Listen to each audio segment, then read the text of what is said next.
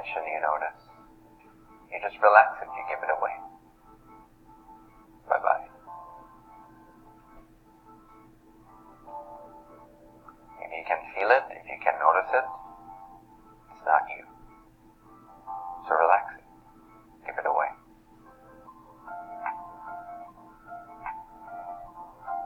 If you can feel, sense, see, think, or know it, it is not you, the knower, the feeler, the sensor, the thinker. One who perceives all it.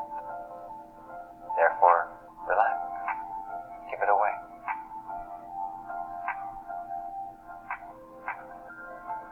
When we relax our focus on perceptions, we create space for our true self to shine forth, as if from the background of our being.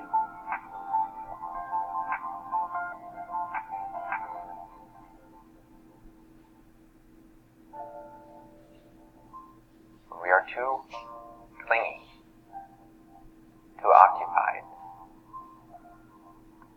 there isn't enough space for the true self to reveal itself. We'll cover it up with thoughts and feelings and opinions.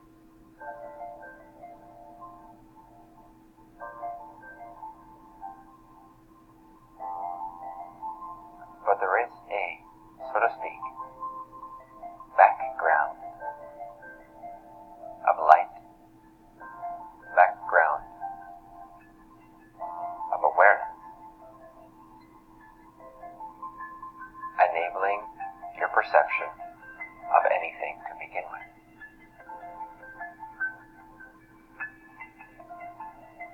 It's like the motherboard is able to run all the programs that you then interact with. It is the root, the substratum, the essence, the isness, the light which enables perception, the beingness which enables consciousness.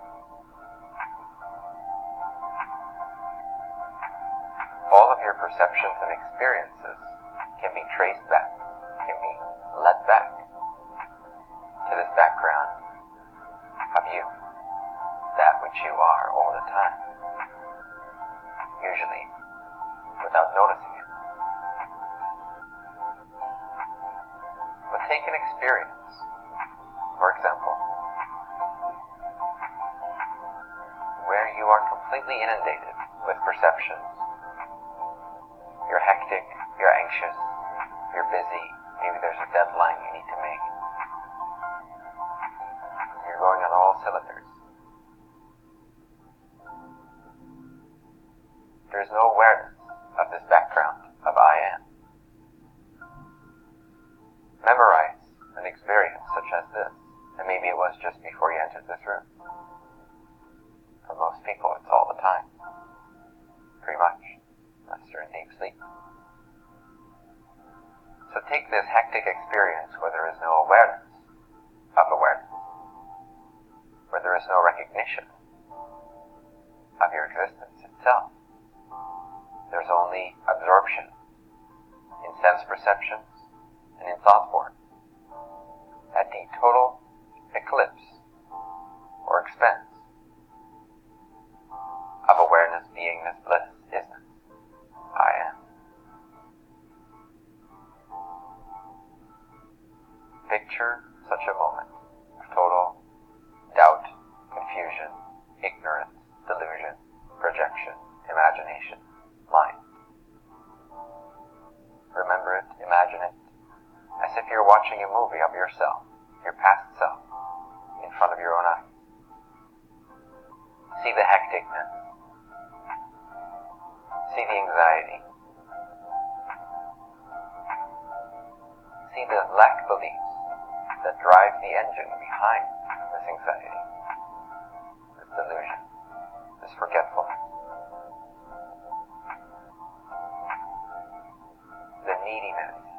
the lack that you must believe in order to cause such chaos to your system all the time and tolerate it. You must be chasing some kind of redemption, some kind of relief, some kind of clarity. Perhaps it is to be loved. Perhaps it is to be appreciated. Perhaps it is to establish security, well-being, peace of mind. Perhaps it even is your search for enlightenment, or liberation from all this mental garbage. Whatever the lack belief may be, see how it fuels this chaos of the personal mind, completely identified with the body and its own perceptions of the world, for it to run around incessantly, without fail, without consciousness, without pause for reflection, trying desperately to chase, to find, to establish some sense of security, some sense of confirmation in this projected world of sense objects and thought forms. And just witness yourself lovingly. Witness how your system is freaking out and you're not even pausing it because you're used to it. This is called everyday life. This is called city living.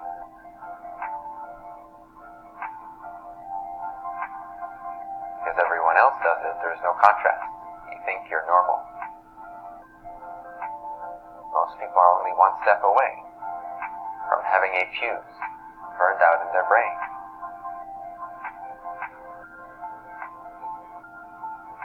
Because you're in sixth gear, foot to the floor all the time.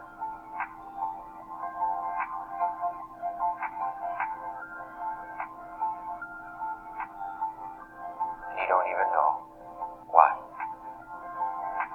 You just know that it hurts when you pause for too long to observe it. So you keep yourself occupied with more stuff, and more dreams, and more goals.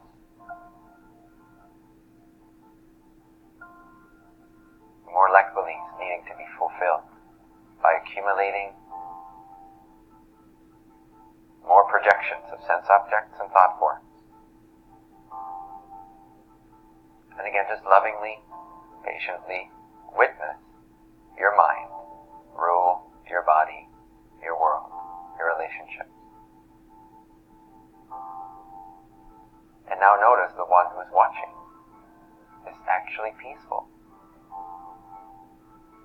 The background of awareness from which you perceive this hectic realm of mind is actually stable, changeless, at ease, unmovable.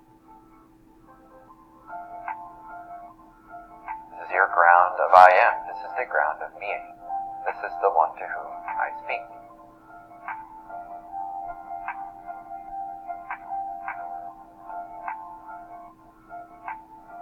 The paradox about being a spiritual teacher is that you speak to the truth in people. But in order to do so, you have to reach through the filter of the mind. You have to use words in such a way that the mind is able to turn back onto the background of me, onto the truth of its I am awareness, isness, and eventually, upon merging with it a little bit more, bliss, love, light, radiance, luminosity, freedom, liberation, joy, happiness, stability.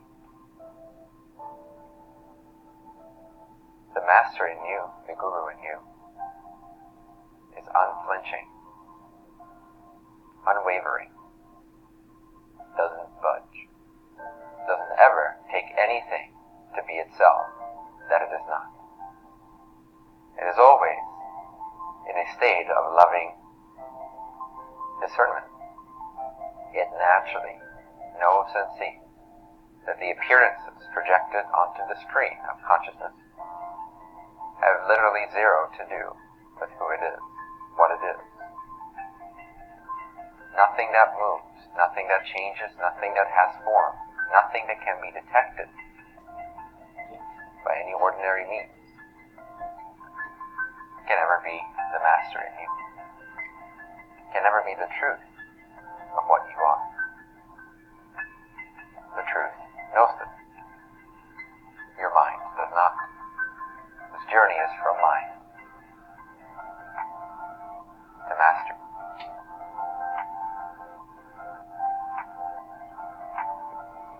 The master is undistracted at all times.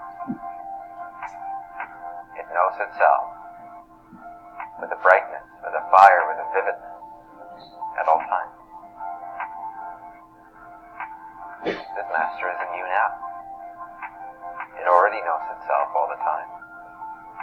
It's because you are identified with the mind that you're not enjoying the heavens of the master in you. It's because you give meaning, importance, significance, credit, value to these things that have no meaning, significance, credit, or value.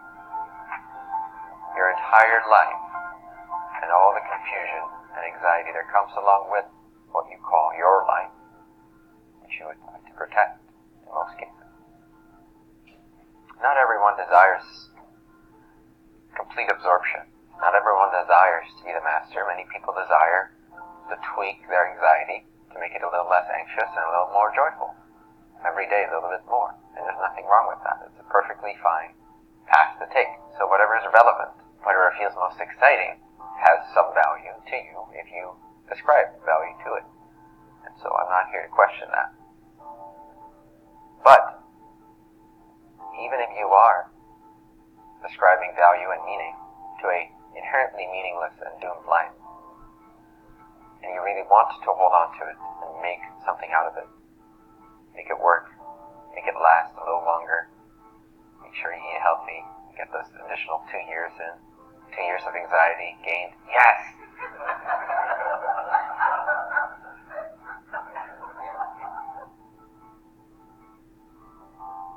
Nevertheless, even if that is your choice, to whatever degree you want to dissolve the illusion of a separate life and fall into the grace, the beauty, the divinity, the love, light, bliss that's available upon merging with the background of your beingness, which is always here, the master, the one who is undistracted. Over time, more and more of that will become who you are, with practice, with experience, with seeing through the folly of trying to live a separate life. Because really an independent life is a life apart from intelligence. That's what we strive for in our society. How far can I get away from the motherboard that makes this whole show run, and that knows all the elements of the software, all the elements of this computer, of this game? Let me try to get as far away from the whole of infinite intelligence as I can. We'll call that accomplishment. So you will see through the folly of that. You will surrender. You will admit defeat, inevitably. Maybe not in this life, but inevitably. You cannot be separate. You cannot be apart from this intelligence. So why try so hard? Why waste this energy? You can still enjoy the fruits of individuality, but maintain a strong, firm connection to the motherboard, the background of intelligence. And that's what I'm here to share. To give you an experience, hopefully, of that which you are before the filters, the glasses of your mind, so that you can develop this on your own and rest as awareness, as I am, as being, more and more throughout the day.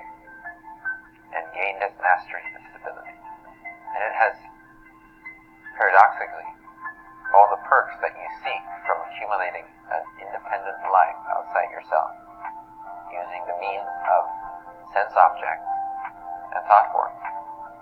But you believe it's real and it's out there, and there's something for you to gain that you are lacking, fundamentally missing. When we admit this, suddenly, the infinite intelligence starts to communicate with this part, with this expression. And so what happens is what I call crystallization. The individual expression starts to crystallize its unique expression, its unique design, why it is here. Much faster than when you're trying to do it all